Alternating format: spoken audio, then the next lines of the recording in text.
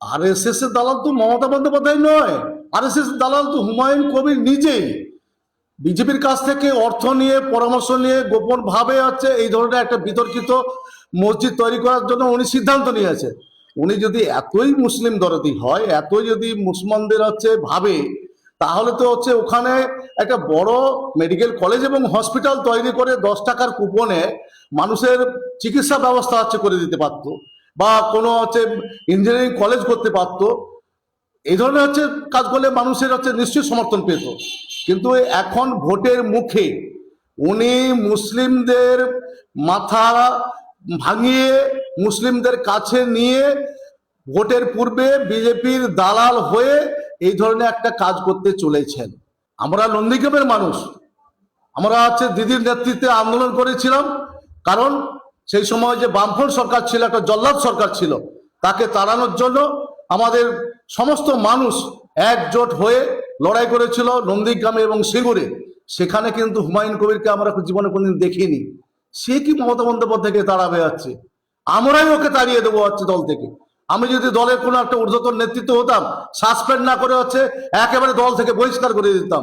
এইরকম পচা মালকে হচ্ছে আমাদের দলে রাখা উচিত নয় বলে হচ্ছে আমি মনে করি। এতে সমস্ত মুসলিম সমাজের কোনো সাই নেই। উনি যতই চেষ্টা করুক না কেন, মমতা বন্দ্যোপাধ্যায়কে যে ডাক দিয়েছেন যে মানে পশ্চিম বাংলা থেকে ওকে সরিয়ে দিতে হবে, অনেকে সরিয়ে যাবে, অনেকে মুছে যাবে, কিন্তু নেত্রী মমতা বন্দ্যোপাধ্যায় পশ্চিম বাংলা ব্র্যান্ড, উনি আছেন, উনি থাকবেন। যেখানে আরএসএস, যেখানে বিজেপি 21 সাল 24 সালেও একেবারে আছে ধুলিসাৎ হয়ে গেছে আমার দিদির কাছে, তো সেখানে আরেক নেতা আছে অভিষেক বন্দ্যোপাধ্যায়ের কাছেও মানে বিজেপি পারছেই না, সমস্ত দিক থেকে পিছিয়ে যাচ্ছে।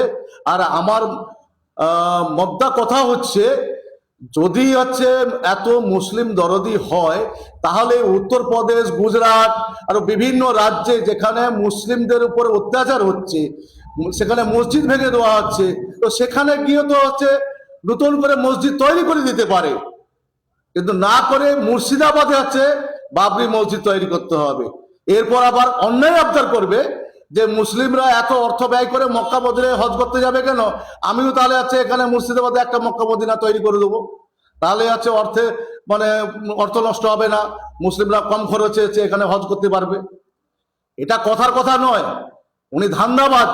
উনি একবার তৃণমূলে থাকে, একবার বিজেপিতে যাচ্ছে যায়, তারপরে আবার তৃণমূলে ফিরে আসে, আবার বিজেপির কাছ থেকে টাকা নিয়ে এই ধরনের একটা সাম্প্রদায়িক গন্ডগোল লাগানোর উনি চেষ্টা করছেন। সেটা কোনোদিন পারবেন না। মুসলিম সমাজ ভোটের জন্য ভিক্ষা চায় না, আরএসএস বিজেপি ভোটের জন্য ভিক্ষা চায়, মুসলিম লোক কোনোদিন হচ্ছে ভোটের জন্য ভিক্ষা চায় না। আর উনি সেইটাই হচ্ছে পথ বেছে নিয়েছেন, এটা কোনোদিন হবে না, উনি বিফল হবেন। নন্দীগ্রাম আন্দোলনের নেতা, আপনারা ভূমি আন্দোলন করেছেন, ভূমি আন্দোলনের নেতৃত্ব হিসাবে এই সময় দাঁড়িয়ে কি ভাবছেন? আপনারা তো আন্দোলন করেছেন, তখনও আমরা হচ্ছে মন্দির মসজিদ রক্ষার জন্য, শ্মশান কবরস্থান রক্ষার জন্য আন্দোলন করেছিলাম।